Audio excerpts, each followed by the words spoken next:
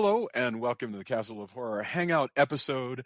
I'm your host, Jason Henderson, author of the upcoming book, The Bookman, coming June 2nd from my pseudonym, my doppelganger, my darker half, Peyton Douglas.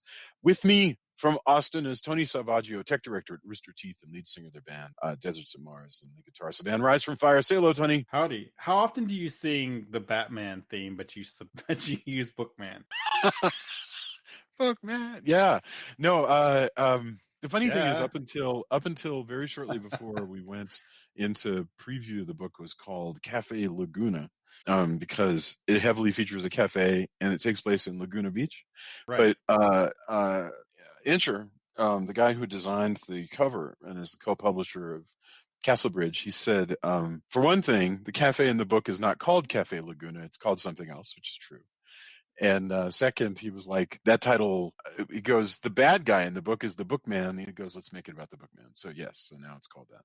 Now it's called Cafe Batman. Right?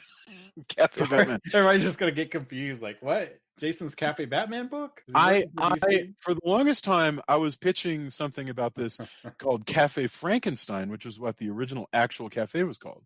But the problem with that was that people would read that title and they thought it was a Frankenstein story. And so I would totally watch something where Frankenstein's monster was the bartender, though, and listened. Here's your pitch, Cafe Frankenstein, where Frankenstein's monster is behind the bar, and he listens to the problems and tales of monsters that come to his bar. You know, I can see they start. He's like, "What do you offer me? What do you want to tell me?" And then it goes, and then you go to the story, and the it's story of like the Wolfman or the vampire that comes up, or that's every episode. Man that comes out of the sea. Man, the sea is rough. Pour me another whatever a Gilman drinks. Love. Yeah, all right. That sounds like my story. That sounds like an anthology we need to make. Yeah, I'm nothing to do. I guess it does segue into Isle of Fishmen though. Gilman, there you go. So we are discussing today. Yeah, well done. Yes. Yes. The movie today is so-called Screamers. It is also known as Isle of the Fishmen, but there's actually one more. It was something like For Those Who Wait in Darkness. In the dark. Something Waits in the Dark. Yes. Something Waits in the Dark. And every time it was released, it was first released, no kidding, in January of 1979. Right. And by the time it was released in the United States as Screamers, it was June of 1981. Mm-hmm. So, and by that time it was on its third title and its third cut, where they kept adding and subtracting stuff. What is your familiarity with this movie, okay, Tony? I have to admit, somebody posted on our Facebook page, hey, I think this is this movie that has this poster. I remember the box and the poster. The VHS box. The VHS box, which I think they had something taped over it because it was so scary. And I actually didn't rent it because the hallmark thing of the poster and the box was somebody gets turned inside out. Yeah. And granted, by the time I was renting VHS, the thing was already out by then, right? So you could have a hot or decent effects place make a prosthetic that looked like somebody was turning inside out, right? Mm-hmm. We live in a post American Werewolf in London, so that idea, I was like, oh, that sounds too horrific. Funny is that idea goes back to the 40s. By the way, there was a Lights Out. There was oh God, I'm trying to remember now the name. Yeah, I think it's Hyman Brown actually recorded a radio show back in the 40s about this guy who gets turned inside out. And it was all radio, right? So it was just this, it was a very frightening sound. In that way, you could probably, probably was way worse. Yeah. I remember radio ads that freaked me, like the Hills Have Eyes radio ad. Right. I wonder if somebody's digitized that. Somebody had to. Anyway. But I don't understand, Tony, why we haven't talked about this. Yeah, no, that I understand. What I don't understand is you and I have watched this movie now. Where did they supposedly fit somebody who gets turned inside out? Oh, I think it's in the beginning, it's all the gory people in the cave. Yeah. And then also the person, was it Jose? Yes. And they come up and go, oh, look, and he's like part Fishman, his insides are on the outside. Sure, yes. So they just added something of turning him into the Fishman, I guess. That's Yes, and we're or jumping ahead in the story. Neither of us has seen that version. So what I understand, I don't understand how that effect works or how it fits into the story. But I do understand this from the little bit of reading, which is probably exactly what you did, which is movie comes out, which is the movie that we're going to discuss. Right. But then after it comes out, they do two things.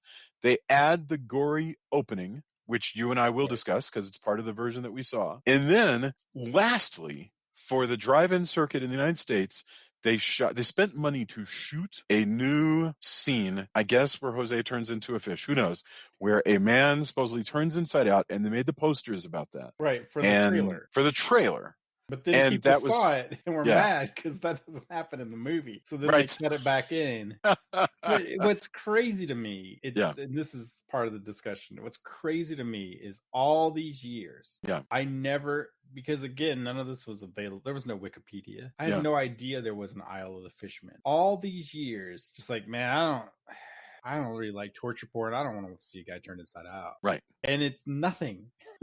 No. It's really like, basically, it's some of the adventure movies we've covered. Yes. It's part Isle of Dr. Moreau. Very Isle of Dr. Moreau. Yes. But it's also more or less any of the adventure movies that we've seen where we go, this is a pulpy adventure movie. Yeah. But with the sensibilities of a horror movie. So it's got gore in it. Yeah. But if you took out the gore, and I'm not saying I would love to see the original edit. Like, I'd love to see the original Isle of the Fishmen. Yeah. But if you just took out the gore and a couple of the other parts, you could make it would be like a more tame Isle of Dr. Moreau, or feel like a Land That Time Forgot or anything like that, you know? Yeah, it very much is. Like, you can see so many layers of different movies inside this movie that there are times when you're suddenly like, what, holy mackerel, did we just walk into an Italian The Land That Time Forgot? Like, yes. Or you know, it just as easily, it's got the natives who also have kind of a hybrid, like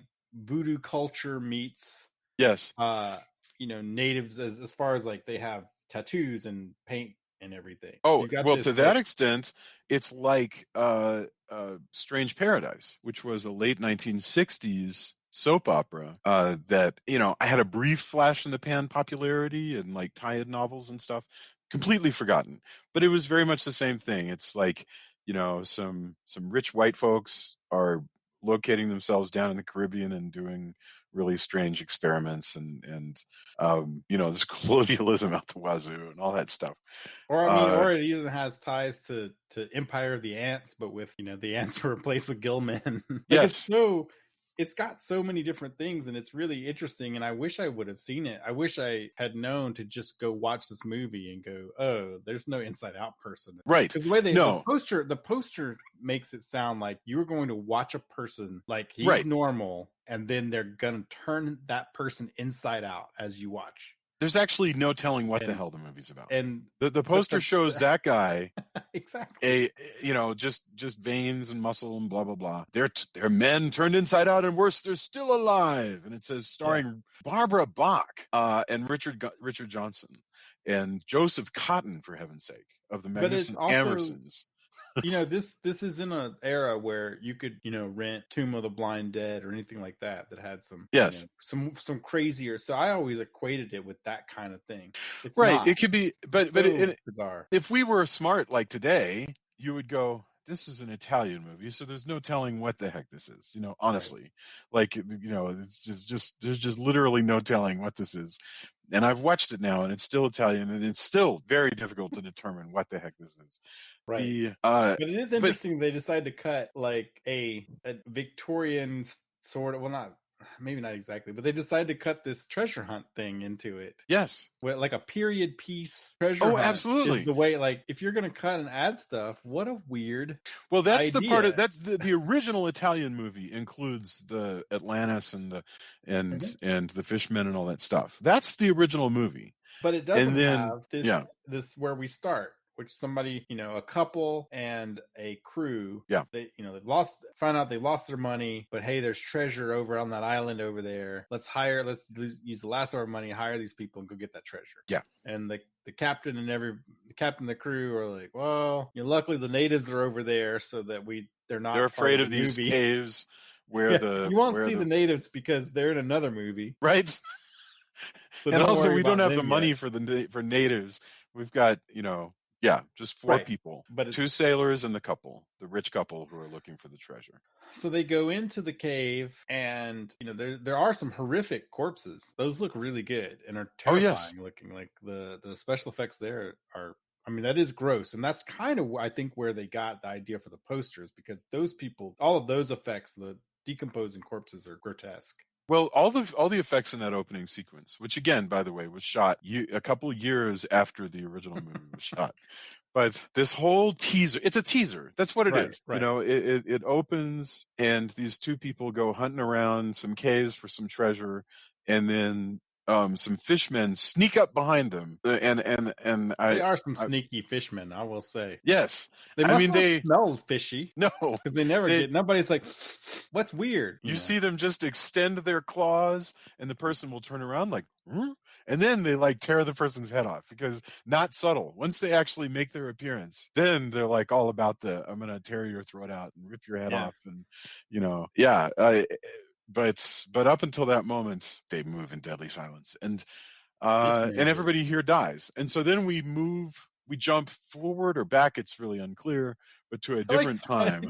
I do like the woman who's plays a typical Scream Queen though, who goes grabs treasure from the middle of a gigantic web full of spiders, and then screams when a spider gets on her. What?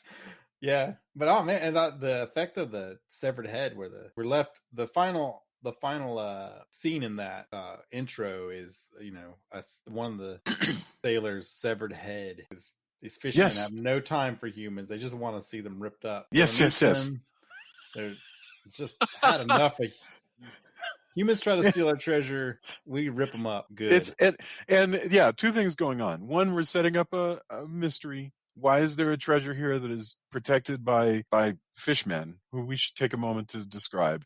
And second, so why the treasure? But also, why are all these people going to die? Where are we going to go next? But I want to take a moment to talk about the fishmen. They look kind of like the Gillman, a lot like it, but with a back thing. Yes, probably is where you would hide a tank. Like a little scuba tank, maybe? I don't know. These are cool suits. Those are done really well. And some of them also have a weird web or kind of like a coating. Yeah. As well. Yeah. Which you see sometimes when things are burned and then put into water. Yes. But I don't know if that's what they're implying, but some of them just have it. It's a really cool suit. They spent good money making these things, and they made a bunch of them, because there's a whole army of Gillmen, So to the extent that that poster lied to us, this is a Gillman movie, right?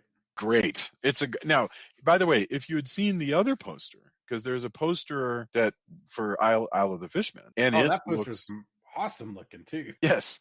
Yeah, because it shows a girl who is presumably Barbara Bach, fashion model, actress. This is about the same time, a little bit after she was in The Spy Who Loved Me. Anyway, girl swimming in the water and surrounded by fishmen. Great. I don't understand. Who would not want to go see that movie? That sounds great to me. It is similar, I guarantee you, had it just been a little later, it would have been her swimming in a Fishman. It would have been a Jaws ripoff poster. But there's no way they wouldn't have exploited that. But the crazy thing is, this is after Jaws. Jaws is like 75, and this is shot in 79. So it seems like, I don't. It seems, it's weird to me. Maybe, you're right, but in my head, the popularity of that image poster, seemed to get even more popular and get throughout the 80s. Later than it did. Yeah, you could have her floating on the surface or treading at the surface, and have Gilman coming up from below. I'm surprised they And didn't do that. But I love how dynamic the actual Fishman poster is. oh, And yeah, it's no. crazy to me still to this day that they went with screamers. It's this gross. It's so It generic. looks, like I said, it looks just adjacent of Isle of the Blind Dead. Yes. It looks in that same area of horror. You look at boxes. Yeah.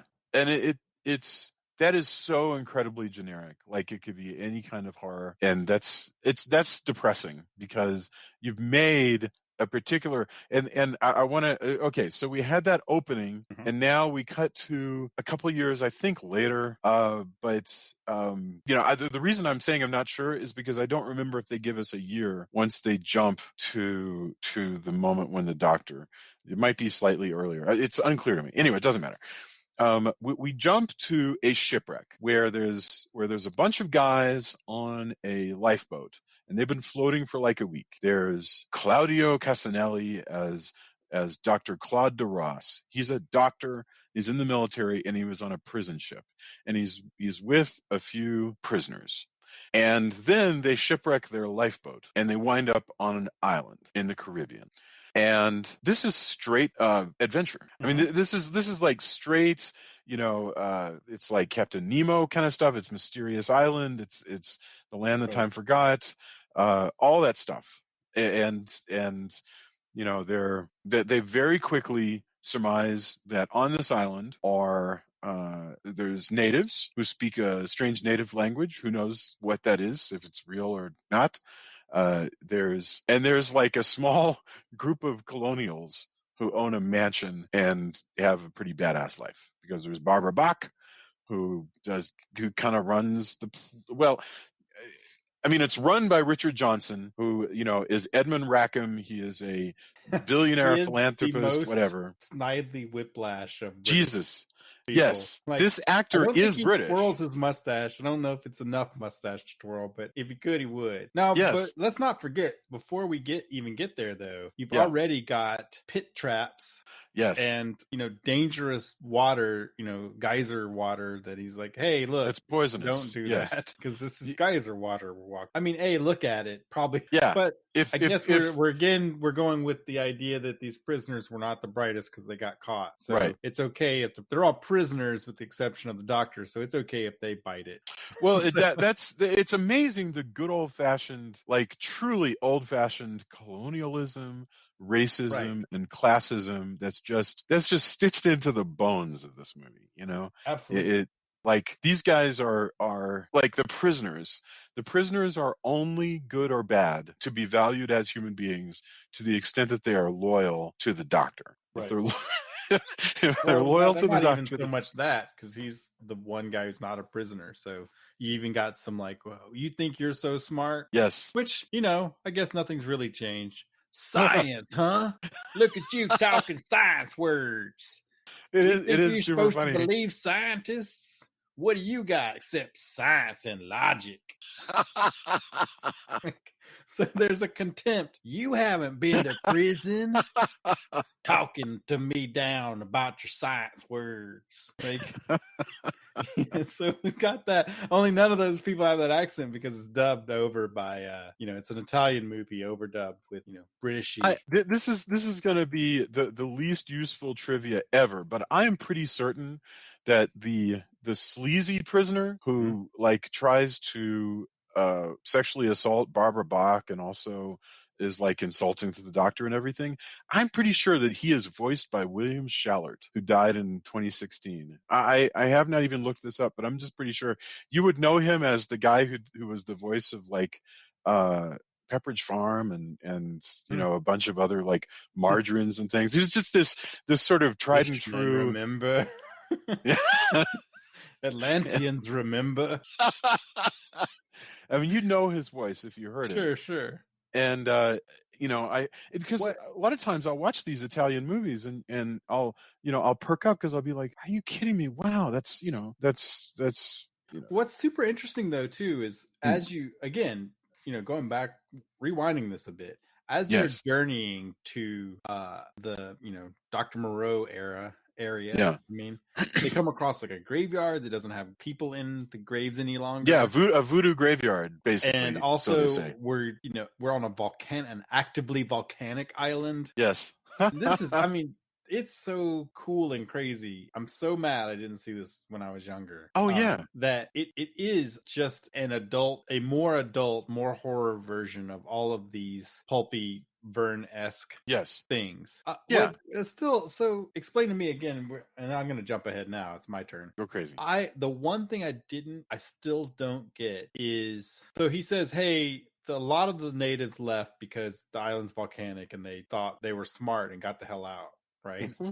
Yeah. But the natives that have stayed there are very much beholden to our supervillain who makes no Richard bones Johnson. about, like, yeah, I'm a psychopath. Straight up, people don't like me, and that's fine. And at I'm first it seems crook like and a criminal. he's just here because he's rich and wants to be somewhere he can boss people around and live in Right. luxury. Yeah, and because not he have- says, hey, I don't get along with people, but natives I like to boss around, so that's why I'm here. But they seem to really, I don't, it doesn't appear like they're paid particularly well. Maybe it doesn't matter. But there's more story than they can cram into a movie here. I mean, because also we've seen, like, there's 30 minutes cut out, so I can't tell. But he has a relationship with Shakira, who is the voodoo priestess, and they kind of don't exactly they have a thing, but he's himself, so he's too aloof to really. Plus, let's get it straight, he's the kind of person who still sees her as the help no matter what.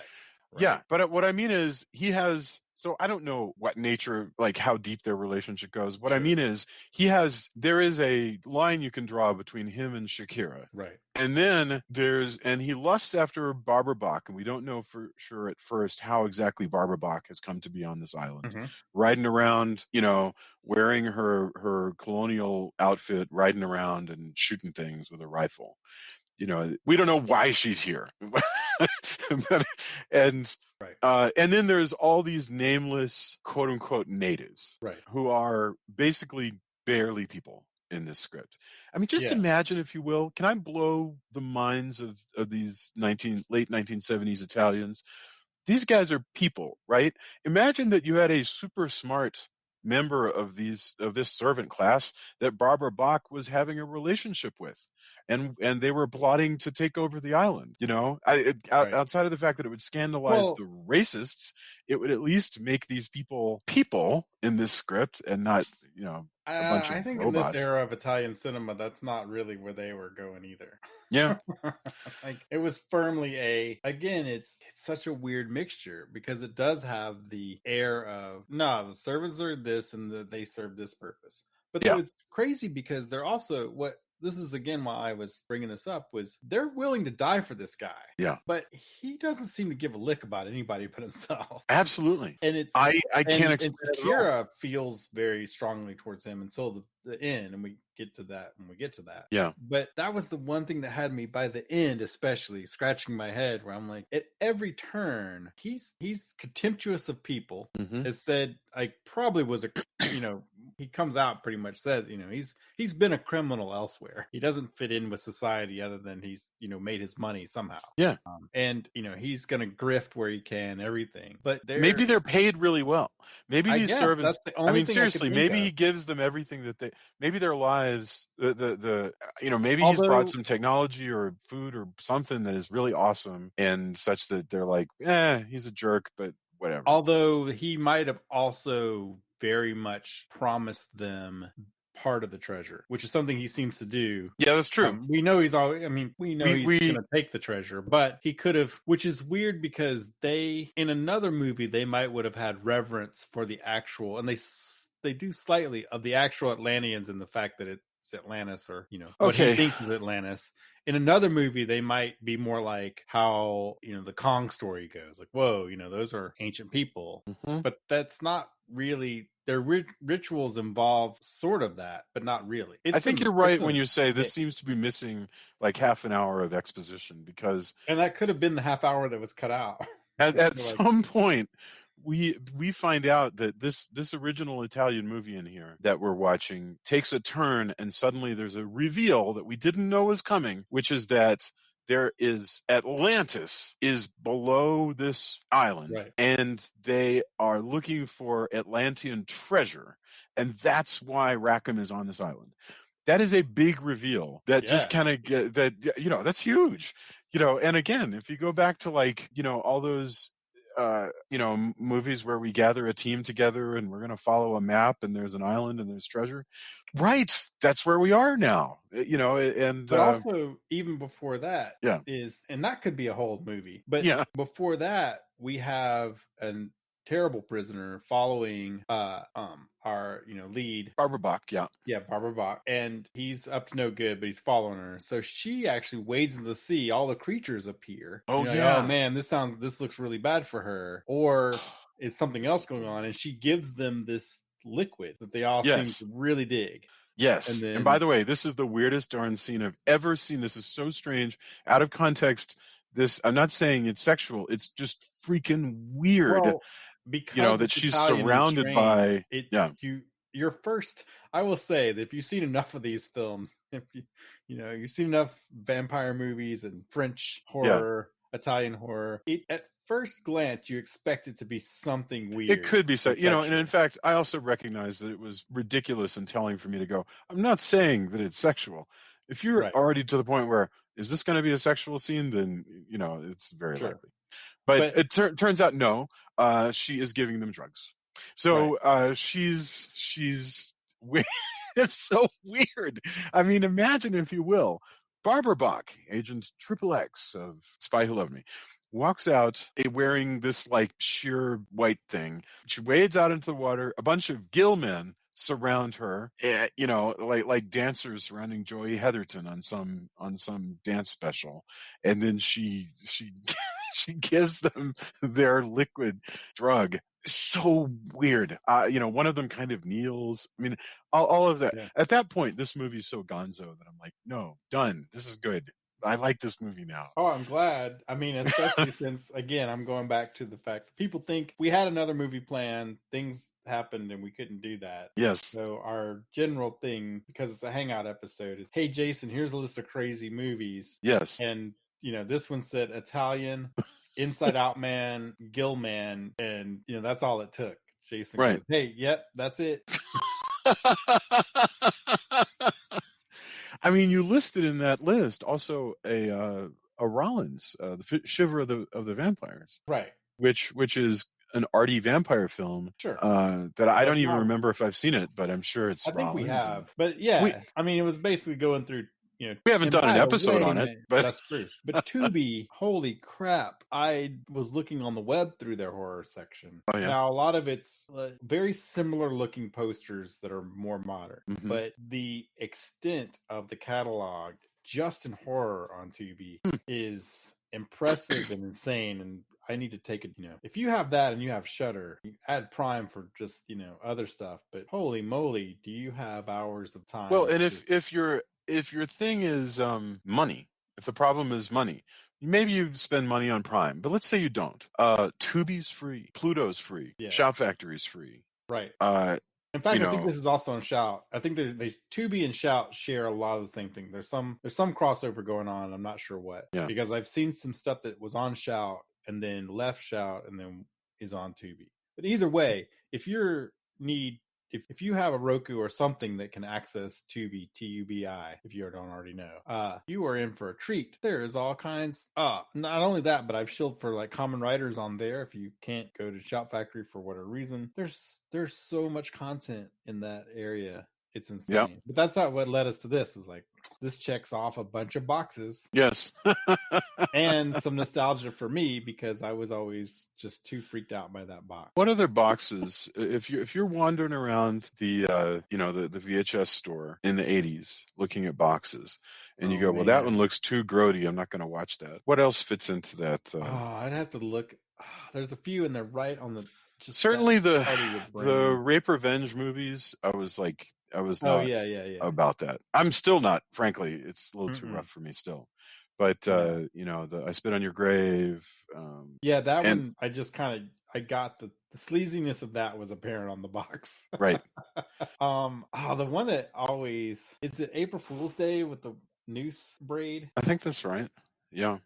And it saddens me a little bit because there are so many iconic VHS boxes of the time, right? Yeah. And because it makes sense artistically, and I get it. But again, when I look through the Tubi lineup, I see these iconic posters from this era. Mhm. And maybe it's just me, maybe it's just my sensibilities. And artistic people make these things. But I will say 70 to 80% of it, there's a style that independent horror posters have now, or boxes, or however, because they're not even going to really even be made into boxes. They almost all go Today, you mean? digital. Yes. So you mean like I make So I'm a scrolling movie through in Tubi. 2020? Yeah. Yeah, so I go to the website and Mhm. I go to the horror section and I say, "Show me all of the horror that's there." The horror.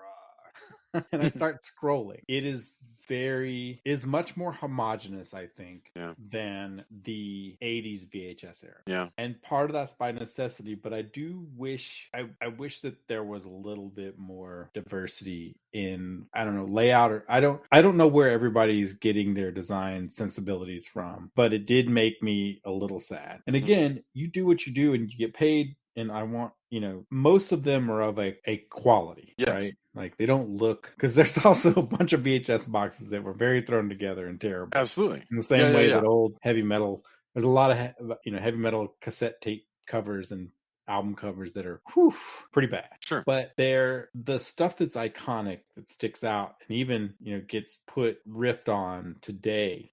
Has all just like a lot of that when I was scrolling through gets mashed together, and that made me a little bit sad.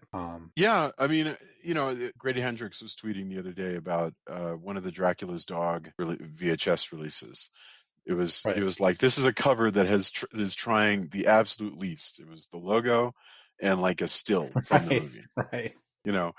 And but the best, even as cheesy or of a certain look as the Monster Dog cover, like I remember that, right? When I was scrolling through like this Fishman cover, that's this dynamic craziness, that I remember. I don't remember if your goal is, whoa, I want to check that out. Yeah. When you see it in a sea of other boxes that are virtual boxes. Well, and they're just posters now. I mean, but they're the equivalent of going to the VHS shelf back in the day. Yeah, that was telling to me. And again, try this exercise. Go to Tubi.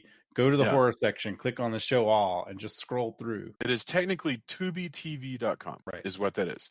Well, one thing that I would point out is you don't have artist, I don't even know what the right word is, artist rendition, basically artist concept of what a movie is. Now, whereas in the 80s, the artist would paint a painting. Right. So to some extent, this is cheaper. I had a mentor at the casino game company that I worked at, and he was in the movie poster biz, and he got out of it because it was super cutthroat, and it was cutthroat. Yeah. Right. And like huge, he would make poster after poster. None of them they were like, "Hey, thanks for your time. That's not the poster we're going with." Yeah. And so he got frustrated with just so much artwork being thrown out and so much time spent doing that artwork. So, an affordable Photoshop image that looks, has kind of conveys like, oh, look, that's a vampire. This is a zombie. That's a creature. And so many of them are actually, though, it's weird too, because so many of those are riffs on older posters, I would say. You can. The strange thing is, certain kind of posters nobody's going to do anymore. The painted posters that you saw in the late 70s and to the mid 80s, nobody does those anymore. I know, and that's sad. But that's me. Again, I could be. People. There's going to be X amount of people like, oh, yeah, way to go, old person. Sure. But like, what you do have now typically is you have a photograph of a couple of your stars. They're posed in a way, and then you've got a lot of like, orange and blue lens flare behind them and stuff like that. Oh, there's the whole thing on that. But yeah, I don't know. We're kind of way off, but I mean, that's part of that Hangout episode you're here. Anyway, yeah. But it is just weird. That was just something that good really poster. Struck me. So yeah, I'd love for people to come onto the Facebook page and talk about not just their favorite and least favorite horror posters, but rather their favorite trends in horror posters. Because because that's what's really fascinating to me is not just the one example you could think of, but it's a thing that is part of a long vocabulary where you can see something kind of evolving through different stuff, so that's super, super exciting to me. By the way, I hate that flare. I call it lens flare. I don't really know what else to call it, but the idea the that big your main reason why character why standing in the front and the behind him is this glow, even if nothing glows. It's just sort of, I don't know. That's always sort of bothered me. But actually I was thinking about it just now. Oh, well, the reason the teal and orange works is because they're complementary colors. Yeah. We'd probably use green and red if it wasn't Christmas. Right. And purple and orange just seems weird. So like they're across from the color wheel. Yeah. But it creates this dynamic thing because they're across from the color wheel. But everybody uses that. But you know what gets me is like when I'm scrolling through this now that I'm thinking about it, it's alive. If you remember that poster, it's just a photograph of the doll crib crib. Oh, with the hand. The hand comes up out of the crib. Well, you know what that looks like. But go ahead. Continue your thought. But I think a lot of posters, that's an iconic poster. Yes. But when you look through again, when you're scrolling through, like a lot of it is that kind of, hey, let's use that as a dynamic. Yes, excellent point. But what I was going to say was that crib with the hand really looks more than anything else like a paperback novel cover. And oh yeah, totally. And like there's a whole chapter in Paperbacks from Hell about like something like evil cribs or something. right. And yeah, I mean, to be perfectly honest with you, by the point where you can come up with a poster that changes that conversation, that uses a different vocabulary and structure, that makes all of us set up and go, whoa, so, I mean, why be the 300th poster that uses that same sort of color wheel contrast and your main characters in the front with guns? I mean, it's why my friend got out of the biz, because the true artists often aren't the ones designing that. That's true. So when you've thrown out everything else and you go, what if it's not, hey, so producer guy, what if it's not teal and blue? I mean, what if it's not orange and teal? Yeah. That's not the trend. This has a Q rating of blah, blah, blah. Did you see these 50 other things? Look how much money those made. Yeah. And then you grab the gradient tool and you go, whoop. Well, yeah. And that's exactly what's going on. I make that paycheck. Yeah. Well, I mean, that's what's going on with cash money. They've, yeah. I mean, come on. No, originally it had this dynamic look, and you spend all this time, and it's Photoshop, but you try to give it some flair, and this stands out, and this is supposed to lead the eye, and they're like, yeah, but I want it to lead the eye by where the orange part is. Yeah. And you go, whoop, problem solved. Yep. Thank you for the money. I can eat now because you haven't paid me in 2 months because I've been working on this poster that didn't have that color grade, and now it does. Thank you. And you take that's literally how that goes. I'm not saying that happens every time, but that's But anyway, we should get back to Fishmen. Well, but we're on Fishmen because that's true. Because what you're describing is basically a weird but inspired strange movie in here that we're still going through. But just to take a break for a moment, a lot of weird strangeness in here. But by the time they release it in the United States, they're like, our poster did kind of play with Jaws, because it really did when you think about it. The girl's like on the surface, we're looking at the surface of the water, cuts across the middle of the poster, and then the creatures are below her. So it's kind of a Jaws-y kind of thing. But by 81, they're like, that's right. And there's a volcano, and there's a whole kind of adventure-y kind of thing. And they're like, no. The kids today, they want they want gore, so we're going to change up the poster and take this movie that we literally, at this point, don't give a shit about, and are going to just plumb lie about what is in it. And so you and I, two intelligent human beings in Texas, you're giving me a lot of credit there, but sure. the Texas part, right? Right. Yeah. The Texas part, I'll admit to. No, but the rest is up for debate. But anyway. But we miss it because these guys were too afraid of the work that they actually had.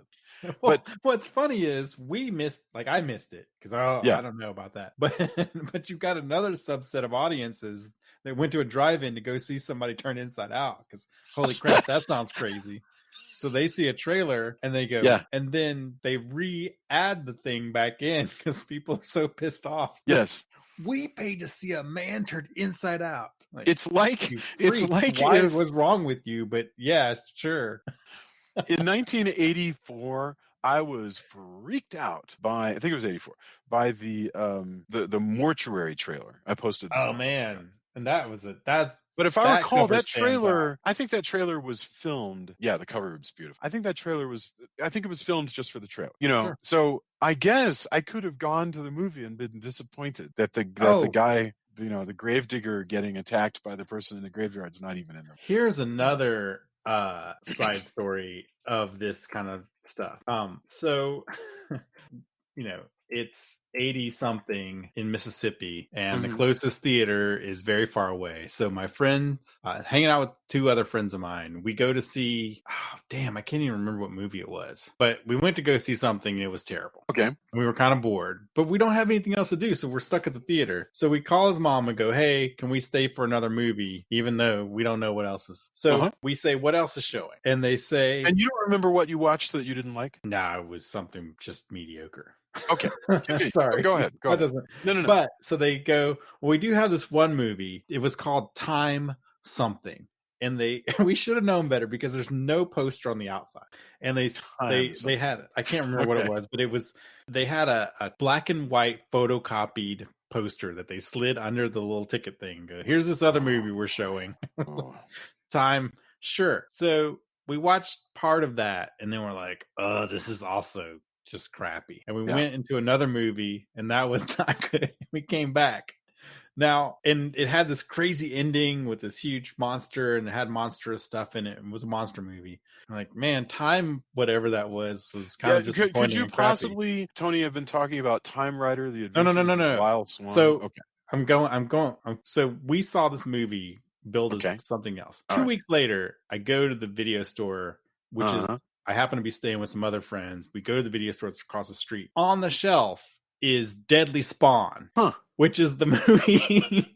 They didn't, for some reason, they couldn't. So I was mad because we paid money, like theater money, to see a movie we could rent on VHS for like $2 or $3. Yeah. And at the time, I didn't like Deadly Spawn because we'd been hoodwinked. Yes. Into some sci-fi, some other thing that was a totally different poster. But so we saw Deadly Spawn off and on in the theater, but we were hoodwinked into seeing Deadly Spawn. And again, I was just angry, absolutely furious that I could have seen. And it's not the Deadly Spawn is terrible, but when you're promised one movie and you get another, we just weren't that interested in it. And I still have friends, like I didn't see Deadly Spawn for a long time because I was just angry at the whole situation. I'm not aware of Deadly Spawn at all, although reading about it, it's, well, I mean, you know, it's clearly part of this the trend, the mini trend of alien ripoffs. Sure. Now that's a fun. It's also the worms in Splatterhouse where you fight. There's like worms in a boss. It's like a boss. Worms that fly at you. Those are pretty much the Deadly Spawn. Okay. But it has this cool ending and everything. Like I should like that movie more, but I didn't watch it again for years. You still have this memory of just because it was such a bait and switch, like just crappy night. So and again, so funny, but it's so weird. And I looked up, I was like, alternate titles for Deadly Spawn. So.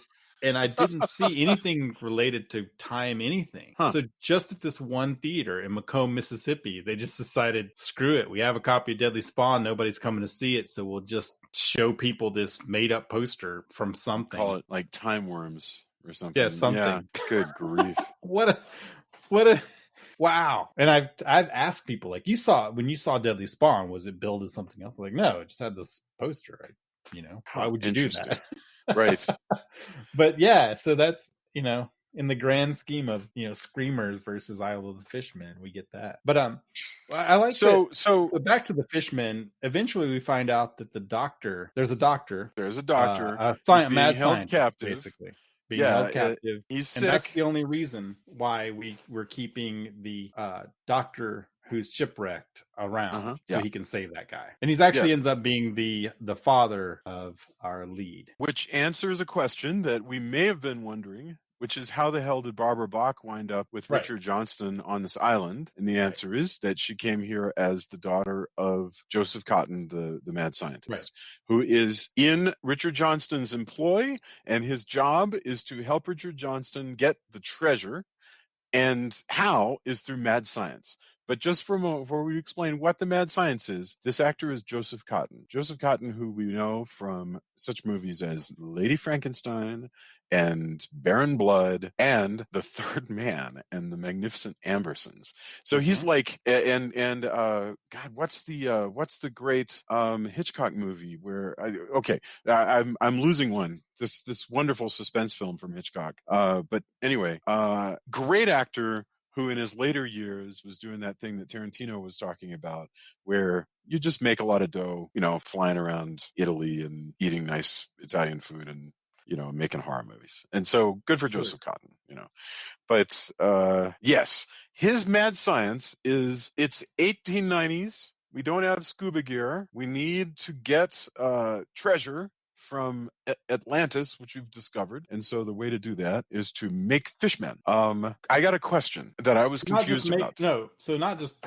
Try to make fishmen. Yeah. But also bend the fishmen that are there, who are descendants, who are evolved from people who were Atlanteans, possibly, who also enslaved them with drugs. Yes, the Atlanteans have become fishmen. You could do a lot if you wanted to do even more commentary. They weren't really interested in that. Right. But the dynamic between the natives and the Atlanteans and hooking the fishmen on drugs is, you could hang a lot more meat on it if you wanted that to be the thing. Yeah, you could. Yes. And by the way, this is super confusing. Because all fishmen look alike in this movie. Maybe not to one another, but to me, they all look alike. That's a little dangerous to say. Yes, but and the question what do you is, mean, you people, right? But the question is, like, are we to understand? Or by the way, maybe I'm giving this more thought than they did. But are we to understand? Joseph Cotton discovered the fishmen who are descended from Atlanteans and said, "Aha! Now that I have observed these fishmen, maybe by killing and cutting them up, I now know how to do mad science and change people into fishmen." Is that what happened? Is that why because he's got a previous history of being some kind of vivisectionist kind of. He's also been run out of town. Right. Like, they think he's dead because the guy goes, "Wait, what? That guy's alive?" He's like, "Not only is he alive, he's really sick, and I need you to cure him because he's got sickness." Yes, because he's got wounds that need to be healed. Like, he's got he's got sores on his hands, and he's got all kinds of stuff. He's in bad shape. But the guy goes, "Yeah, he's really sick, and I need you to help him keep making fishman medicine, fishman drugs." And that's why his daughter's here. I sure would like to shack up with his daughter, but she won't give me the time of day, even though I'm going to try. And Shakira, at first, the first time that happened, I honestly thought that Shakira was being protective of Barbara Bach. But later you understand that Shakira is being jealous of Barbara Bach because she is in love with Richard Johnston. Okay. Strange. Like, so all that dynamic is odd, but I mean, it works sort of. But yeah, I wanted to rip this stuff off. I would love to do a story, on a, with an island fortress and the guys on horseback and the voodoo. The thing is, I don't think, actually, to be honest with you, I think all that colonial shit would be extraordinarily insensitive, and you couldn't get away with it today. I think you would have to do it. I think couldn't include the natives. Actually, a villain who exploits all of the natives. I mean, that's still a thing. I mean, it's still a thing enough at resorts. Yes, true. Which is crazy that we still. I mean, that happens. Well, of course. Yeah. No, classism and all that is still a thing. It's just you could make a movie in the 60s or the 50s or the 40s and pretend that those things kind of didn't exist. You could also, we don't see that here, and we don't know what was been cut out, but a dynamic where he and Shakira have a thing. Yeah. It's complicated because he needs her to help control the natives because she's the priestess. Yeah. But she's also super jealous of, Mhm. the one white woman who's there, who he obviously has a thing for because That's he the wants. Frankenstein relationship in Right, Frankenstein, because he's having an affair with the main maid, but right, he's also betrothed to the classy Elizabeth. right. You can do that here. You just have the extra race thing going on. Well, also how that all works, because the voodoo, being a priestess and being a ruler, because she then would be Yeah, have sway. So who yeah, she really has runs the show? authority Like you here. could do a lot with that if you wanted to. And they kind of, I mean, again, like they're actually, to be honest, it's way smarter and way more interesting. Yeah, Going back to the poster of that, none of that turned inside out crap gives any credit to what's actually how cool this movie is. that's right. It's the sad part, because That you've that is, that got, is and yeah, because he's also got like the ship that he intends to get the hell out of there with, yes, who he doesn't seem to think. None of the natives seem to realize, like, dude, he's not taking you with him, yeah. and if he is, he's going to dump you overboard as soon as possible. No, it's awful. He's got a diving bell. Yeah, where You you can know, see what's left of Atlantis, because they go. he's written like a James Bond villain, actually, a lot of the Yeah, times. It's like, well, as long as you're here, I'll carry you. I'll let you walk around with me, and I'll tell you all about all the stuff, because right. I'm such a megalomaniac, and You're not you getting know, off of Volcano Island, so right. whatever. So I'm going to give you a tour of everything. So yes. Anyway, the next major thing is they discover the extent of Joseph Cotton's mad science, which is that he has taken Jose, one of the prisoners, and turned him into a fish man, and several interesting things. First of all, Dr. Ross, in a fit of rage and being appalled, stabs the fishman Jose to death instantly, just out of a sense of moral righteousness, which is interesting. Second, Joseph Cotton comes out and goes, wait, that was a bad idea. Don't you see, I've been turning people into fishmen because it's going to be an important technological advance when we ruin the earth. All of this is wild. Like, first of all, it's hard to say that the hero is completely ethical in just straight up murdering somebody who somebody else has done some mad science to. Well, he thinks that his life as a fish man's not going to be I all that great. guess. Also, he is inside out at this point. Yeah. So, But I mean, yeah, okay. Jeff Goldblum points a shotgun at his own head for Gina Davis to shoot him. Yes. And in North and South, guy burning to death, will Right. our hero shoot him to put him out of misery? Maybe he doesn't, because he doesn't, and the guy burns. But here, there's not even a please shoot me, let me grab your knife and like aim it at my own breast. None of that. It's I'm Right. Dr. Ross. I know better. Your life is not worth saving. In fact, it's worse, and I'm going to kill you. And that just happens. Jose, And my then dude, you do not want to be a fish man. You trust me on this. I'm Which- stabbing you. Which is the opposite of like what happened in Dagon, Right. where the guy becomes a fish man and swims Well, away, and everything's Also, fine. what we see as well is, our villain has decided he doesn't need an army of fishmen to go forth. When he leaves the island, he's not taking the fishman to do his bidding. Right. He only needs fishmen to get the treasure. And he's not even going to keep Joseph Cotton's technology around. No. He's going to allow all of this he's going to spend all of this just to get the Atlantean treasure. Yes. And true, I mean, that is true supervillain fashion, I suppose. Yes, because he doesn't see a future where he's going to be able to make money exploiting Joseph Cotton's fishman technology.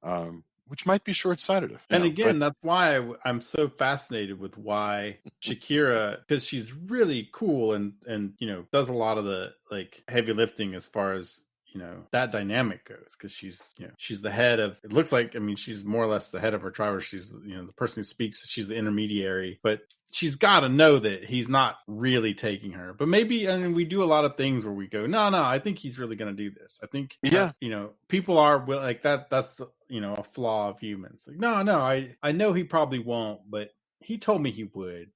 Yeah, surely he would. Yeah. But, and it's not until he actually betrays her that she decides, because eventually, as the fishmen decide they've had enough and start killing natives, the volcano also starts erupting. And our hero, the doctor, gets put in a tank to die. That's a good scene. And Shakira, everybody else everybody saves else him. gets killed. Yeah, everybody else gets a way more ignoble death, but our supervillain decides to pull a last ditch James Bond style thing and say, no, we don't kill him. We put him in a chamber and fill it full of water because we don't yet have a laser to slowly shoot at him. And this will be more fun for me because I don't have a long enough mustache to twirl, but if I did, I would do that as I watched him or thought about him dying. Richard Johnson is, Johnson, by the way, was in The Haunting, Yeah. and played a much more normal person. This performance he's doing is the weirdest. You got to wonder, like, what in the world? Like, did they say to him, "Hey, can you ham it up? Can you like really snidely whiplash this thing?" And he's like, "Yes, I can totally." I have no idea. Yeah, because he's never not that. Right. He's never like not he's a cartoon sniveling. villain. Yeah, it's amazing. It is even really as he wild. starts, like at first he starts like, "Hey, I'm this erudite plantation owner guy." Yeah. And as soon as dinner hits, he's just all over the like, I'm a villain, right? Like, Yes. You see how scared she is of me? I got natives working for me. Yeah, that cemetery, that's where they dug up their dead and just took them away. Yes. But I like living on Volcano Island for some reason. Weird, right? But there's never a point past the initial meeting where you're not like, this guy's bad news, and he just keeps telling people how bad news he is. I hate people. You get me, right? No, Doctor. He's like, a straight I up. don't mind people. Prisoners are terrible. Why are you with them? Can I kill them? Well, I like, maybe right. not. Don't kill them. Because when the guy disappears, when he's torn apart by fishmen, he's like, yeah, but I mean, I know he was technically a person, but he was a prisoner. Yeah. Like, I mean, I think he disappeared and totally was not killed by fishmen. But either way, let's not worry about that too much. Can I just take a moment to mention all the stuff that this guy was in, Richard Johnson? He's the bad guy here, but we saw him recently. He was in the Monster Club as Mr. Busatsky, which I can't remember which role that was, but he was in that. He was in Lara Croft Tomb Raider. He was in The Comeback, which is one of those movies that I keep saying we should watch, which is a kind of unknown 1970s British horror movie, but it's the kind of thing that I dig. He was in Zombie 2, otherwise known as Zombie. He was in, there's a lot. He was in something called What Waits Below, which I believe there is a movie that is a sequel. I am not making this up. There is a sequel to The Island of the Fishmen. Right. That might be What Waits Below. That was only in Italy, right? Yeah, but this guy got around. So if there's like a return to the Fishmen or whatever. Oh, here it is. It was called The Fishmen and Their Queen, a direct to Italian TV sequel. Let me tell you something. That sounds like something that I need to see. I mean, the imagery by the name is, again, also way more cool than Screamers. 1995, this movie is. Holy mackerel. Yeah. Holy fishmen. Oh, yeah. Wow. But, this girl's got glowing eyes. A queen of fish people telling fish people to do fish people things to other unaware people. That sounds great. And it's from 1995. So that it's going to have very different sensibilities in 1995 than 1980 or 79. But it's still Italian. So I'm there. That's like... Oh, man. Yeah. Yeah, she is very much Italian fish queen. Wow, man. Yeah, so we have to watch that movie. I got to track this down for sure. Yeah. So anyway, okay. So is there anything we've missed? Joseph Cotton just gets shot, and but he betrays Shakira, Richard Johnson, who releases Dr. Ross.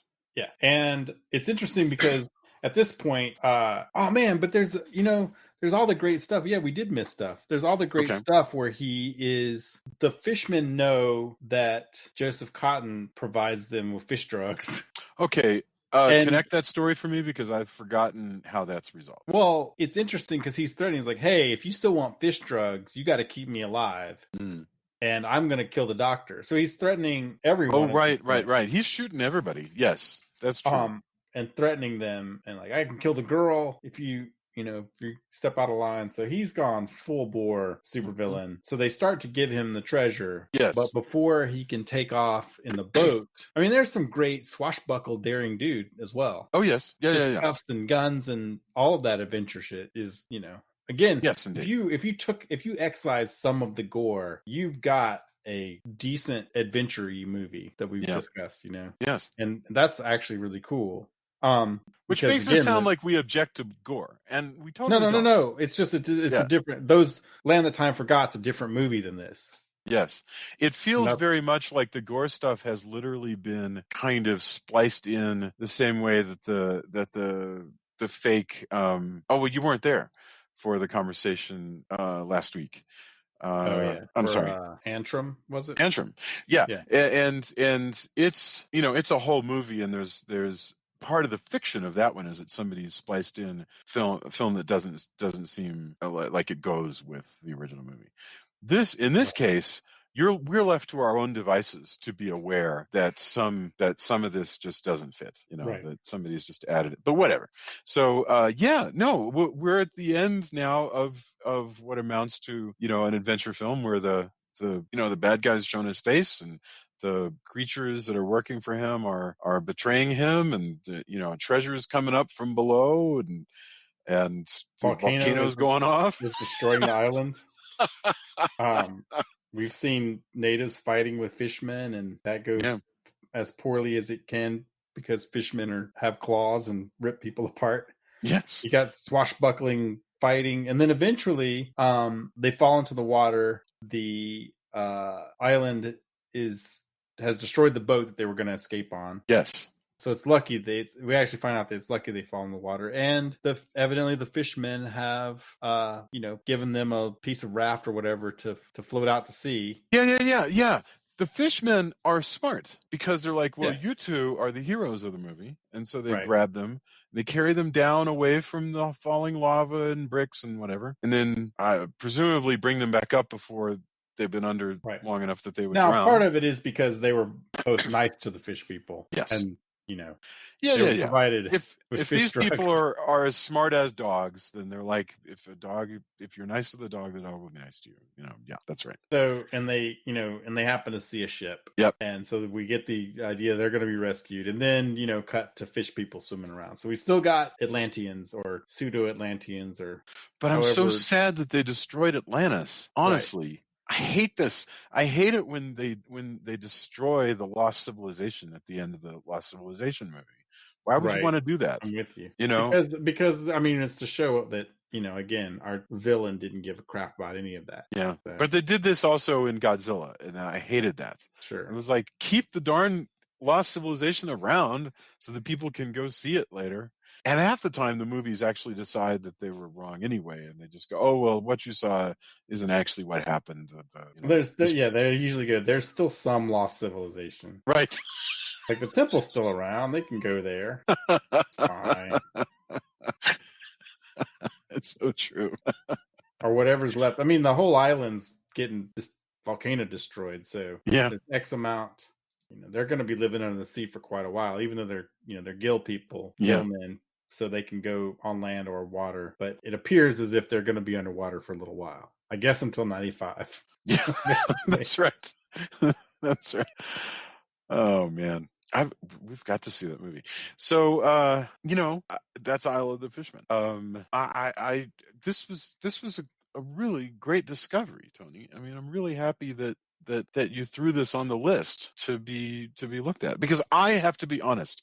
I didn't think about this at all. I don't think I had looked at that Screamers tape for more than a few seconds back in the 80s. Well, even better is it was called Screamers. Yeah. And I went because the poster that's on Tubi isn't the original Screamers poster. It's the Fishman poster.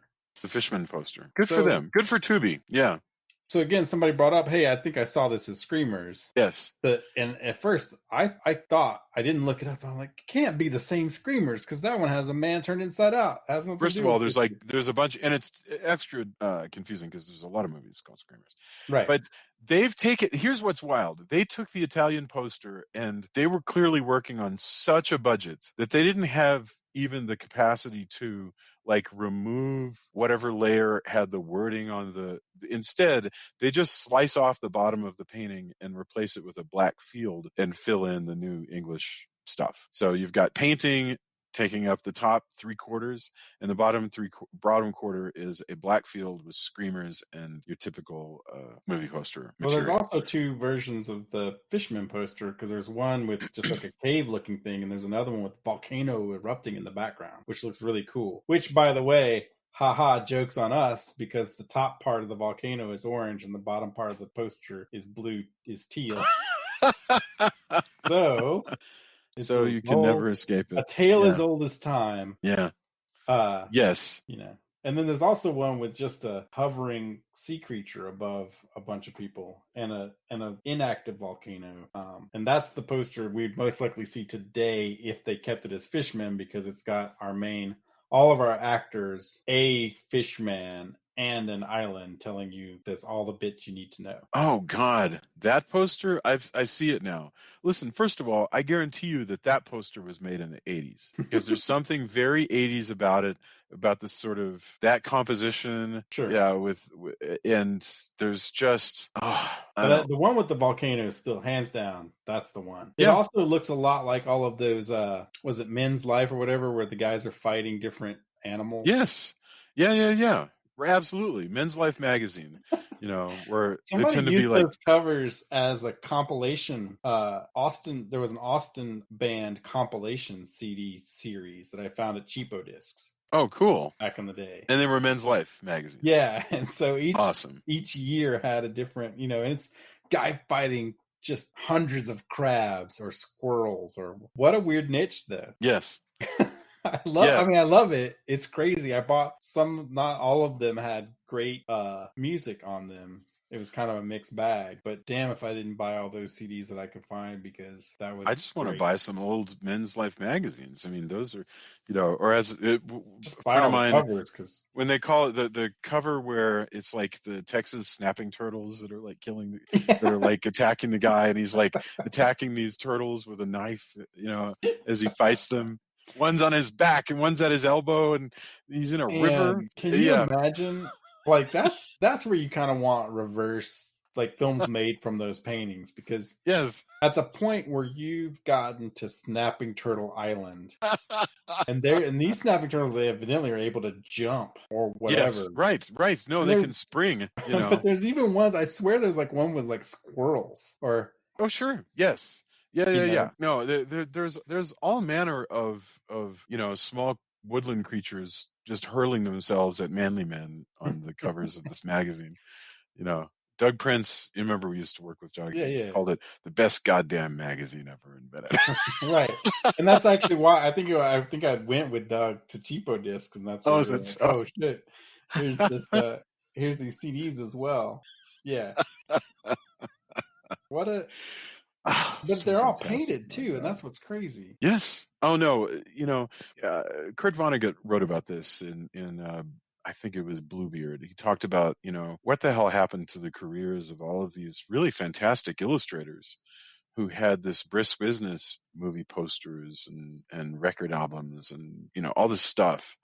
And now, instead of spending $750 paying somebody to paint a painting, you have an art director who makes, whatever he makes per year. And he has Photoshop, and he takes some frames from the film and puts a poster together. And, and again, you're paid for that art, and it's great. I still wish I could just I wish I just had Scrooge McDuck money. One of the things I would do with Scrooge McDuck money is pay like Drew Struzan to do a Deserts of Mars cover. Or Rise from Fire album. Like, I love the covers you guys do, by the way. I just think they're really fabulous. Thanks. I mean, but if I could do it, or Riggs, who did Iron Maiden, like I wish I could pay really cool artists that I love to do covers. But even if they've sort of retired, because as an artist, we all know, like, and I don't even mean this. I don't mean it sounds very much more capitalist than I mean it to be. But what I would love is to go, what would be your price? And they name some crazy, insane price. Because they don't want to do this, possibly, or like they're retired. And I go, done. Right. Plus, here's a bonus, and here's half of it. Like, I would just love to that would be so cool because I love that art so much. It would be neat to pay your artist heroes what they should have been making the whole time. Yeah. But for cool things that you do. That's what I Yeah. wish I could do. I'm not there yet by any It's a good stretch. goal, though. It's a But really that's good. what I wish, or just to like do a comic and be able to go, what's your page rate? And somebody goes, how about this? And you go, well, how about if that sounds too low? Yeah. That'd be great. But here's a Stag magazine was the other one. Dames, Dice, and Dope, it says. But here's a person beating Piranha with a stick. And somebody else has a tiny dagger. I don't think he's gonna win. I don't think these people are gonna win against a Piranha. But I love the just guns. And again, I've said this 1,000 times. The reason that those magazines can exist is because the people reading them exist in a world without internet. So in the evening, you're either going to read what your teachers have told you is a good book, or you're going to read just some entertainment, but you're going to read. And so, people are making all this stuff and those kind of numbers. I mean, Jesus Christ, any given episode of issue of Captain America back in the 60s would be selling hundreds of thousands of copies, and everything. So it's just a different world now. Now there are really positive things now, because now we have amazing things like Instagram and Twitter, right? So if you're an illustrator, you can share your stuff, but the opportunity to make that kind of ready money is maybe not as good. I don't know. To be honest, I'm not trying to make it as an artist, so I have no idea. But those magazines existed in a very particular time. Oh yeah, I mean, here's a Stag magazine with a guy fighting. Somehow, I love. Oh man, these are just so good. Like, I just love the idea of planning this. They're on a raft in what looks like far out into the ocean, and they're being mobbed, and the raft is sinking, but they're being mobbed by monkeys. So somehow they were on like a monkey ship, and the monkey ship sank, and the monkeys I see kill it. all the humans. Yeah. These monkeys man the lifeboats, it says. Yeah, okay, so this is a World War II story where these guys have fled from one ship and they're on a lifeboat, and now monkeys have attacked them, I guess, from a nearby South Pacific island. And this is why people say when you're stationed in the South Pacific, things are actually really, really boring and occasionally interrupted with moments of sheer terror. And I think, a wave of monkeys attacking your raft. The monkeys have swam out to this is why I think they were on a monkey ship. But hey, you want to know something weird? In this view there, or they've swam out in the middle of the ocean to attack humans. Okay, but this blows my mind. Well, first of all, they're probably pretty close to an island. All right, but that's not what blows my mind. What blows my mind is you found that Stag magazine from January of whatever the hell year that is, with the monkeys and the yellow raft. But get this, there's an issue of Mail magazine also with Monkey Madness. Yes. And it's Monkey Madness, not. And it also has a guy fighting marauding monkeys on a yellow raft. Is this but it's a different painting. So I almost want to bet that this is to some kid or men. I don't know exactly. This says Men's Life, but these covers seem like it's like a. It's a little. It seems like men's magazines that teenagers read. Listen, yes, and teenagers of all persuasions. Like the one that's Men Magazine says, "Pickup Girls of St. Joe," whatever the hell that is. I don't know what that means exactly. I don't know what St. Joe is, but like. But here's the thing. I wonder if Monkey Attack on a Raft was also like the way that people went, oh man, when you better watch out in the woods because quicksand is a thing. Yes. Like the fear of quicksand growing up, if you watch like serials and stuff, when you realize how you can actually get out of quicksand, it's not nearly as hard. But of a certain time, long lost in the ages now, like I don't think there's any, I doubt there are very many millennials who are afraid of quicksand being a thing that they could perish from. Right. They may not even be aware of the trope. Right. There's a certain age of people like, you go in the woods, if you're far enough out in the middle of nowhere, that could be your doom. Wait. I'm sorry. I don't mean to interrupt you, but we talked about that Stag cover with the monkeys attacking a yellow raft and the people, and the male cover, 25 rugged features. There's also a cover of Man's World that has monkeys attacking a yellow raft. What the? See, I wonder if at the time, like, there's got to be some poor person who's seen all of these. Like, if you get trapped in the Pacific, Yeah, those monkeys are your doom. don't paint your raft yellow because it attracts This waves is, of this murderous is monkeys. secretly the man with the yellow hat's worst fear. I think that the And that's guys, why he wears that suit. yes, When the man with the yellow suit, the yellow hat, goes to his therapist, he's like, I just have this feeling George is going to kill me one day.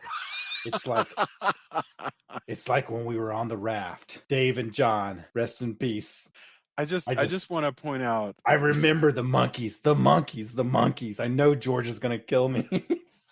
Oh yeah, And that's no, why he you're right. wears this yellow suit in remembrance of his dead comrades who were bitten and drowned by monkeys. And George Yeah. is his like weird thing. You go in the yellow raft goes in the water, monkeys go in the water. That's right. George, I love you and you're my friend. We're never gonna go on a raft together. Yellow. I'll never put on a yellow raft again. Yeah, but he wears this yellow suit. Like that's No, his, you're right. That's totally true. He's just it's all reliving his trauma. I could have told you that. it's all But the man with yellow hats. I love the guys, by Terrible the way, monkey trauma. whatever brilliant goddamn writer wrote these covers for Man's Life and all these magazines. They blow my mind. I mean, there's always, after all the wonderful stuff you've got, they've always got smaller headlines down at the bottom, like this one where a woman's top appears to be coming off because there are tigers attacking her and her boyfriend. And then down below it says, attacked by the furry furies of hell. And then this other one where this dude is fighting dangerous bats. And it says, eaten alive by killer pigs for some reason. And then down below, vampires ripped my flesh. And glamour girls, then and now. Which is such a funny thing in the context of fighting vampire bats who rip your flesh. Oh, man. We live in a world that is fallen. This is my feeling, is that ours is but a pale reflection of what it once was. Oh, I mean, And this one he's fighting, it looks like the jungles of like maybe Vietnam or Thailand, and sin introductions for sale, man who sank a battleship, Sister Sadie's exotic bordello of all nations, and wow. Sergeant Samson and his 10-girl army. See, I actually would like to see Sergeant Samson and his 10-girl army. That sounds great. That sounds also like the it's bordello of all on nations. the double bill with Girl from Rio. The island Wonder where Women. jailbait runs wild. Whoa. Thrill, mad girls on the loose. I like, there's one called Man's Conquest, and it's like him being attacked by lobsters. And it seems like his conquest is cannibal. Oh, it says cannibal crabs crawl to kill. I just want to point out that I have just discovered a cover of Heroic Comics where this guy appears to be, oh no, it says explicitly, this snarling beast says the exciting true adventure of a ferocious giant panda. And this guy is aiming at this panda that's coming at him like, like a wildebeest. It doesn't happen. Oh, I love it. I'm sure at this point we've lost most people. Yes. I'm sorry. I deeply apologize for the time that we've spent exploring the covers of men's magazines. But it's just what I was inspired by. You're listening to a Hangout episode. You know what you got into. By the end, anyway, I think but yeah, well, I am really happy we covered Isle of the Fishmen and how much better it is than I actually thought Screamers would be. Yeah. Because it was always so generic and horrifying. But yeah, I'm pleasantly surprised. I do need to seek out, if it exists, the original cut of this movie as well as the sequel, because yes, why not? Yeah, well, definitely, it's time to discover the sequel. And as soon as we get off, I'll do some internet searching and see if we can find the sequel. But yeah, do you have anything that you want to remind people of? Even though we're meeting again on Sunday night, but so shout something out if you like. I already posted it on Facebook, but the King Cast. So. Eric Vespi, who used to go as Quint for Ain't It Cool News, always a cool guy, really knowledgeable, has done some great journalism over the years, lots of movie stuff that's really great. He's a really nice person. I always liked his articles. He's teamed up with Movies Death, Scott Wampler, and they are interviewing stars about Stephen King adaptations. So their first episode is up, and it covers The Running Man. Eric, especially, I don't know Scott as well, but I've known Eric for a long time, and he's a really genuinely cool dude. Lots of knowledge, very much a fan of Stephen King. Has the clout to, has done really good journalism, has the clout to talk to get really interesting guests. So those two guys together, Scott's hilarious and he's cool, but also BMD has split off from the Draft House, which we are kind of arm of that, but it also means that some of the people like from Fangoria that have left BMD, and some of the people, it's kind of they did this thing where they kind of got the band back together, because where they moved to, a lot of people who used to be in that circle who moved on are now part of the same umbrella again. So, like I said, I posted it, but now it's up on iTunes and everything else. So the King Cast, the first episode's up, but they've been cagey, as you kind of need to be for something with high profile guests. Knowing who they know and who they've interviewed in the past, I feel pretty good that this is going to be really, really neat. Yeah. So definitely check that out, because it's good people doing cool stuff with other cool people. Very much enjoying, these crazy Stephen King adaptations, and so that's my thing. It was really cool, also because things have been so much in the air. It's nice to see people who do good things. I always say that the good people have to work extra hard, because the bastard people seem to win so much. So even if it's sometimes probably in somewhere out there in the universe, there's somebody who thinks you're probably one of the bastard people. I mean the royal you. We all have a nemesis somewhere. Somebody's like, I just don't like that person. And that's fine. I'm sure. But in general, I try to be as good as possible and, pay it forward and do all of that. So I think truly people are, go on, I'm sorry. But I just think that, we should talk about and push forward and push out into the forefront the people who are doing really cool stuff, who genuinely enjoy it. And as far as I know, are great people. And my interactions with them have been really cool, because there's so many other people who are jackasses and terrible people that everybody has to work extra hard to not be that.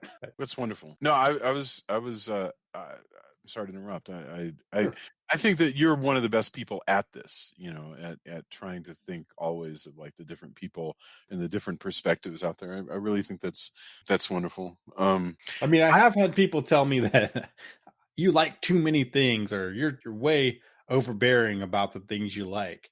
Sounds like a great life. Well, to some people that's like, dude, I get it, man. You really like that thing. Just, can you chill? But when I really enjoy something, I don't have much chill. And if I ever am jaded that nothing really appeals to me anymore, something else has died inside of me. But I'll take that. I'll take being overbearing to some people and liking things possibly too much over being jaded.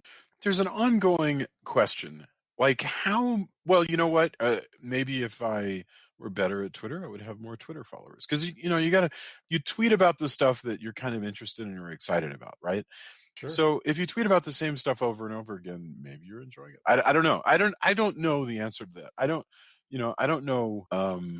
Because, just to a certain extent, if this particular person tweets about nothing but Nausicaa of the Valley of the Wind, the good thing is, whenever you go to that person's Twitter feed, they're going to have something else about Nausicaa. Right. If you get sick of hearing about it, you don't have to go to their Twitter feed, like it's. You would think that's how I always approach, right. Mute it will. I'm always sad if somebody really just like, I can't stand any more of that, I had to mute you. If somebody told me that, I'd be a little sad. But I would rather be really excited and annoy some people than be so jaded that all I can do is be either self-serving or post the coolest stuff because it's the cool things to post. Right. I just I come to work, I've seen something on the weekend, I'm like, oh man, there's so much. I can't believe this movie is like, this is crazy. I love this. There's so much, and there's so little time to think about it. I was talking to a director earlier tonight for the Castle Top thing, and he brought up, he goes, if you make a movie right now, it's not the money, because some movies are expensive and some movies are cheap, and first run big budget movies are more expensive, but then generally it's not the money, it's the time. How are you going to convince somebody to spend an hour and a half with your thing versus somebody else's versus another Avengers movie. Nothing wrong with that. Love Avengers, right? But that is the question for an artist right now. That's the thing I get all the time is what I've discovered over the years. You can find ways to make money. Mhm. However, that's possible. Not to say, not to trivialize, because I've lived below the poverty line for a few years and stuff like that. But in general, you find the means. But the commodity you can never get back is time. So I've done a lot to weed out time vampires, people who can't be bothered to be on time or to not put how much time you've spent on something with them or around them as a priority, because that is a finite, you can never get that back. I also try very hard to not be that person. So if somebody is willing to interview me or talk about something or spend time on a project together, it's up to me to not be a time vampire and to be thankful when somebody else will spend the time with you to do that. Because depending on where you are in your life or in your career, sometimes you may not think about that. Well, we're just doing this stuff and I have to spend this time. But later on, you're going to go, man, that didn't happen. And I could have spent this amount of time doing something else that I really love. But I thought this was going to pay off with this money or this clout or this amount of exposure, or I thought, then maybe this wasn't going to pay off, but this next thing was going to pay off. Right. And you build up that regret and that kind of jaded attitude if you don't watch out. Well, so lately I try to be very careful about that and thank people. You've spent this time with me. I appreciate that. Yeah. Somebody wants to interview you. You said, don't be a time vampire. What does that mean to you? Does that mean does that mean, I don't know what that means. Don't waste somebody's time. In other words, you have taken from them. You have taken a finite part of your life that you can't get back. Yeah. Because again, like I said, you can get more stuff. You could, by virtuous or not virtuous ways, you can attain money, things, whatever. Yeah. You cannot get back time spent where you could have been spending it on, with your family. Or watching a movie that you really enjoy, or any number of things making more music or whatever. But I mean, we watch a lot of movies that we enjoy that are very difficult to explain why we enjoy them. Isle of the Fishmen is a difficult, but I was actually that people listen to us and spend their time listening to us ramble about things like now time vampires, which has nothing to do with Fishmen, right? No, but I'm interested in this concept. I appreciate everybody who has decided, I like to spend my time with this, and I hope, again, so I rerun by rambling. Possibly, depending on how you think of it, we run the risk of people going, I could have had that time back. I don't need to know about time vampires, right? Well, that's true. A cyclical thing. I will say that if anybody leaves a comment, by the way, on our Facebook page, we read every single one. Oh yeah. We work day jobs. I work in cable. You work in animation. We work day jobs. We can't always respond to everything, and I apologize. But we read every single thing. Yeah. Right. Yeah. But when you ask, the concept is somebody who will never execute on a project or will not respect, is always late for something, will leave you hanging for long periods of time where you need an approval for something and you can't move forward without that, all of that kind of stuff. Yeah. So that time that you spent either worrying or in your headspace or just not being able to do a thing, you can never get that back. And that is a time vampire. And I've tried to be very cognizant. I can't say I'm always successful. Yeah. But that's a concept that it took me a while to kind of really go, Tony, you could write a management book about this. I mean, I know there are books about time vampires, but my point is, you could write about the skills that one develops to look at something and go, you know what? I have a split-second moment to decide, no, I'm not going to waste my time with that. Or yes, that 90 minutes or that 2 hours, that 4 hours sounds well worth my time. Well, that's a huge part of my job now is, I have X amount of time in the day. Yeah. We have X amount of time for support. I have to support a whole studio, not just one department. So what is the best use of that time spent and how can I cover the most things? And sometimes people don't get the things that they also the aggregate. So if I do a thing that takes this amount of hours, but it saves hundreds of hours later on, that is the kind of thing I need to do, or I need to get my team to do, or tell my team up that this is what we spend. That's the nuts and bolts. That's probably way too people are probably yawning right now. But again, that leads back into, how I have to think about this. Yeah. And the fact that your time is your own, you don't ever, I mean, when I'm gone, probably all of my guitars and DVDs and all the stuff I hold precious is going to be sold to who the fuck knows, Yeah. But the time I spent with those things, that's where I find joy. Yeah. And time wasted by people through their either disregard or just out and out selfishness means I didn't get to do that. So yeah. Just again, it goes back to my just be cool. Also, be cognizant that don't waste people's time, because you can't ever get that back. Fabulous. I would love to hear more people's thoughts about this concept. Those people who actually listen to the end of this episode, I would love to hear your thoughts about not necessarily complaining about people, but about how are you trying to make the most of your time, especially now that a lot of us have sort of fabulously unstructured time. A lot of us are handling it by overworking, but how else are we going to do it? So, and I struggle with this every day. So I'd love to hear people's good advice. And having said that, I can't say that I have the answers, but again, no, I want to hear the answers. Back with empathy. Yeah. I think empathy, true villainy. I think because we see a lot of villains. True villainy comes with a lot of a lack of empathy. Yeah. And I think heroism and understanding, but it does go back. I don't want to belabor this too much, but it does go back to, we live in very stressful times right now, and I think there's a lot of people who are pushed to the brink because a lot of stuff is going on. And sometimes I'll even encounter where somebody's really like, whoa, they are in my face about this thing, I'm kind of not happy about this, but where you can take a step back and go, oh, they are dealing with some things. Yeah. Even if you think that some of that may be trivial, but but knowing like, whoa, you know what? I need to take a step back as well, because I need to give this person space. Or sometimes it is to reach out more. But either way, understanding that the problem may not be you is an important thing as Absolutely. well. I don't know. Well, I don't know. This turned into this turned a very non-horror discussion. No. But I think that's real. I would sum that up in just like a 20-second thing that I've often thought about. The fact that, let's say you're checking into a hotel, or you're in line at the store, and the person is a jerk to you. They're snippy and they're mean, and they take everything you say the wrong way, and they're just mad. It very well could be, you can get on Twitter and talk about how mean the person at the Qdoba was, but it could very well be that this is the worst day of their life. They're their dad could be in the hospital. Their brother could have died. You don't know what's going on with these people. You don't know what's going on with anybody. Any given moment, anybody you run into could be having the worst day of their life. Isn't that interesting? Like, and you just don't know. And I fail, but I do try to think about that all the time, because it explains a lot. Like, that person is in pain. I'm in pain. Why am I acting the way that I'm acting? Hey, why don't I check on myself? What am I in pain about? It's interesting. Anyway. Jesus Christ! It's 11:15. This